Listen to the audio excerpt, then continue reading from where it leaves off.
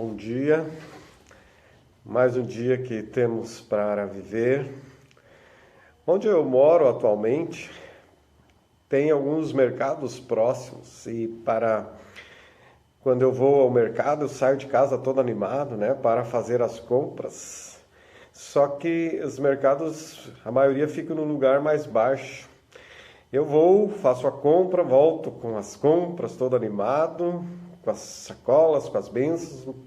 Mas à medida que eu vou caminhando, eu vou cansando e chego em casa já cansado. Apesar das coisas boas que estou carregando, as forças vão terminando, Vão cansando. Não sei se acontece contigo isso, quando sai caminhando, passo rápido, vai cansando. É interessante isso, Mas o Salmo 84 registra algo aparentemente contraditório. O salmista afirma que eles prosseguem o caminho de força em força. As forças não terminavam, de força em força. O Salmo 84, então, diz no verso 5 ao 7, como são felizes os que em ti encontram sua força, e os que são peregrinos de coração. Ao passarem pelo vale de Baca, fazem dele um lugar de fontes. As chuvas de outono também enchem as cisternas. Prosseguem o caminho de força em força, até que cada um se apresente a Deus em Sião.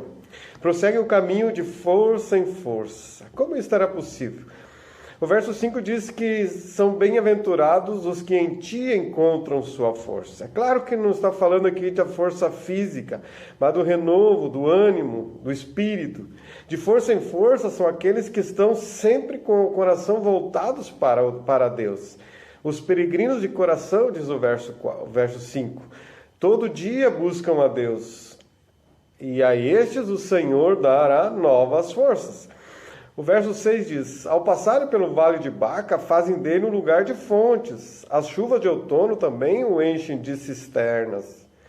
Outra versão diz, atravessando o vale de Boquim, eles o farão uma fonte até de bênção. Será coberto com as primeiras chuvas. Embora precisassem atravessar o deserto, eles encontrariam no vale as fontes de água, as fontes de bênçãos. Nós somos peregrinos neste mundo. Em alguns momentos a nossa vida parecerá um deserto, Porém, continuando a caminhada, encontraremos as fontes de bênçãos. Os caminhantes do deserto podiam não encontrar as fontes de água ou as cisternas, mas eles poderiam abrir as fontes ou construir as cisternas para coletar as primeiras chuvas.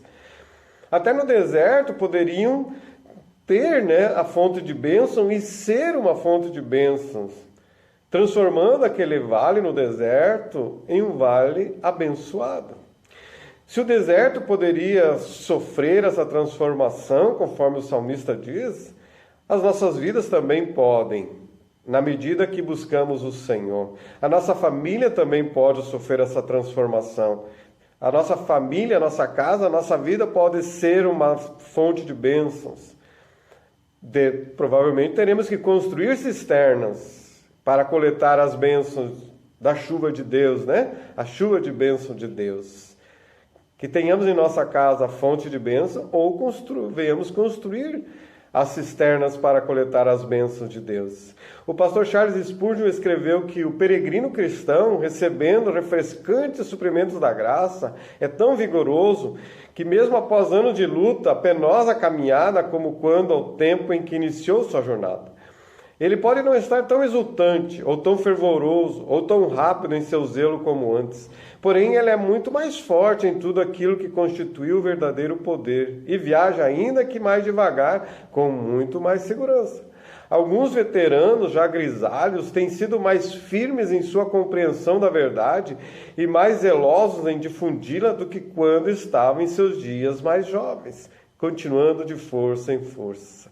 Porém, há pessoas que ficam nervosas. Ao invés de construir cisternas, sentam-se e se lamentam. Ai de mim!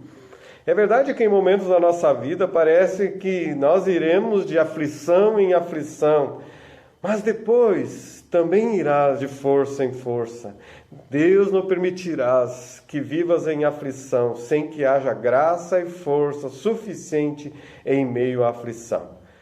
Quem é você? Tu tem ido de aflição em aflição ou de força em força?